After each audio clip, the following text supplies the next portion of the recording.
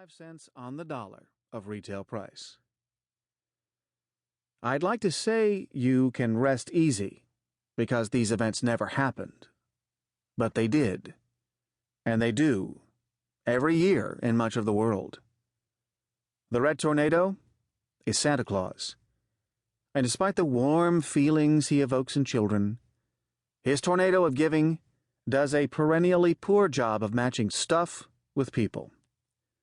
In so doing, he destroys a lot of value, just as he turned our $1 million worth of products into a mere $250,000 worth of satisfaction for the shoppers encircling the mall. Every holiday season in the living rooms of families in rich countries, we experience something similar to the red tornado, only without the actual funnel cloud. For months before the big day, mothers and fathers, mothers mostly, run around trying to find the right gifts for their loved ones, young and old. Some gift recipients are easy to second guess. It takes little imagination to predict that a 4-year-old will like a doll or a toy truck. As kids get older, it gets tougher to find surprise gifts that they'll appreciate. But older kids often take out the guesswork with specific requests for this year's fashionably conformist clothes. And then there are the adults for whom we are obliged to get something. We know that Uncle Jim and his wife and kids will be there, so we have to get him something. But what sort of music does your nephew like this year? Does his tongue piercing provide a clue? And Grandma's coming. You have no idea what she wants, but believe me, she has even less of a clue about what you and your kids over 7 want.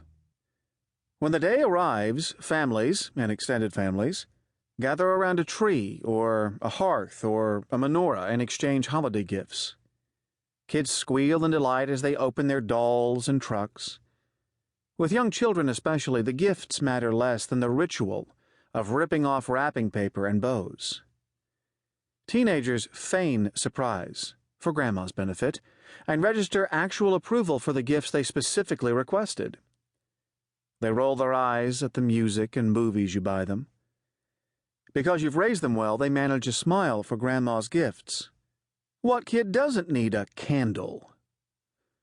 But the fabricated smiles aren't limited to the teens. The adults all arrange their faces into expressions of pleasure as they unwrap items they would never buy for themselves. A cribbage board? You shouldn't have, we tell our mothers-in-law. Indeed.